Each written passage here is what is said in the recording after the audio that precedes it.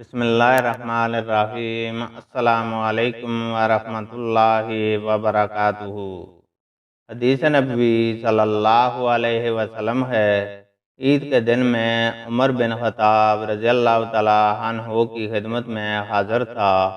आप सल्लल्लाहु अलैहि वसल्लम ने फरमाया, ये दो दिन ऐसे हैं जिनके रोज़ों की नबी करीम सल्लल्लाहु अलैहि वसल्लम ने ममानियत फरमाई है।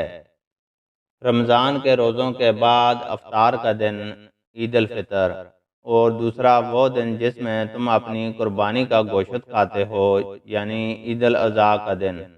इमाम बुखारी रहमहुल्लाह ने कहा, सुफियान बिन उयैना ने कहा, जिसने अबू अब्दुल्ला को इब्ने अज़र का ग़ुलाम कहा उसने भी ठीक कहा, और जिसने अब्दुर्रहमान बिन औफ रज़ियल्लाहु तआला अन्हु का ग़ुलाम कहा उसने भी ठीक कहा।